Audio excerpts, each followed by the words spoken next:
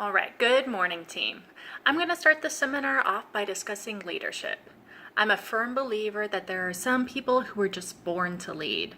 They have a quality about them that inspires people, and they have a way of attracting individuals that want to support their cause. Why then do so many companies with these charismatic individuals in charge still fail? I believe that it all comes down to a failure to successfully execute 5 major management functions: planning, organizing, staffing, leading, and controlling. I also believe that management styles play a huge role in a company's success, but we'll discuss that a little later. So, managers aren't simply there to boss people around, and I think that's something we can all agree on. We have all experienced that one manager who had a propensity just to sit behind a desk and take credit for the successes of the team, but would also blame others for the failures. So, what can we as managers do to ensure that we are properly leading our teams and growing our businesses? For me, the first step is planning. Planning is the overseeing of tasks, material, or resources needed to execute a goal or a project. This means that we need to ensure our teams have the supplies, like bikes and parts, resources, such as community contracts, and well-communicated tasks and responsibilities. It is our team's job to execute the tasks that we are giving to them. When we fail to plan, the teams are no longer able to focus on their tasks, and as a result, the tasks become more stressful and they are completed in a less satisfactory manner. The next step is organizing. Organizing is assigning tasks, functions, actions, or groups into relationships or categories based on their similar elements. As managers, we need to ensure that we are organizing our teams in a way that highlights their strengths. Your individual charters may vary, but the bottom line is that it is understood that everyone is assigned a group of tasks that are all related to their group's overall objective. When this organization is missing, responsibilities become unclear and vital tasks may be overlooked. One very underrated aspect of managing is staffing. The right staff appears happy, eager to serve, and they seem to enjoy their job. However, the wrong staff can quickly break an organization. In simplest terms, staffing is the choosing and training of personnel who will be delegated specific tasks based on their roles within the organization. But remember, the type of people you hire will be a key in your success. Are they going to fit in and integrate well into your current team? Are they going to be able to show compassion to the people we are serving? Do they feel a sense of pride in the work they are doing? Remember, technical skills can be taught, but personality cannot. The next function of management is controlling. Simply put, this is just the foresight and oversight of the operations of a project. As a manager, you are responsible for the success of your charter. You need to be able to recognize if a team's having difficulties performing or completing a project, and then you have to have the foresight to turn the situation around. It'll be up to you to lead the team into victory by evaluating tasks that each small group will be responsible for to ensure the goals are met. For example, if a client needs an influx of bikes that you do not immediately have on hand, how will you be able to oversee the task of meeting the quota? You'll be responsible for these issues so that your team can focus on executing the tasks that you have given them to ensure the goals are met. The final function of management is leading. This is the step that is mentally, emotionally, and physically the hardest. Leading is the style in which someone exerts control. Managers are, of course, in charge of procedures, tasks, and staffing, as we've already discussed.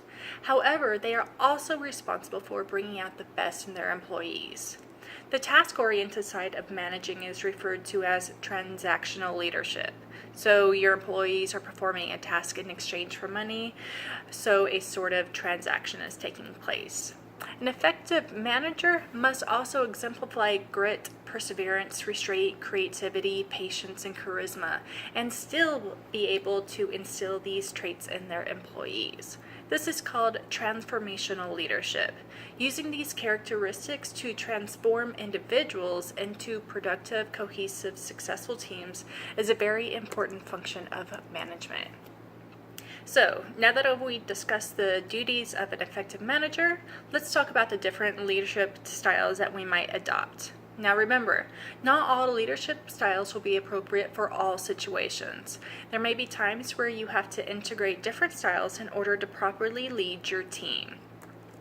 The first style that we are going to be looking at is directing. Plainly stated, this is telling an employee what needs to be done, how to do it, and when it's due. But simply telling someone that you want a peanut butter and jelly sandwich in 30 minutes with strawberry jam and no crust doesn't promote good communication or interaction. Directing should ensure that the employee understands the task via good communication. This happens by asking the employee if they have any questions about the instructions. It also helps to talk to the employee directly. We've all played the telephone game, and we know that important details can get lost very quickly if the information has to go through too many channels, and that's something that we definitely want to avoid. If there are any questions, make sure you help the employee resolve the concerns through decision making. It is important to coach employees through this so they can learn how to define problems, come up with solutions, and then execute the best plan of action. Then, as barriers are overcome and the task gets accomplished, be sure to praise your employees for their hard work. Directing can seem impersonal, so it's essential that the employee knows that they have your support. The next style of management we will look at is discussing. Think of it more as a collaboration between you and the employee in order to accomplish a goal. For this, communication is key, and this style is great for employee development. Let's say that the head of accounting has gone out for maternity leave. You know that a lot of paperwork gets shuffled through this department, but you cannot lend much support as you have a divisional meeting to attend. You know that the accounting department is made up of good, competent, capable workers, so you decide to sit down and discuss a plan of action with them. During this discussion, it's important to ask challenging questions and carefully listen to your employees' ideas and concerns.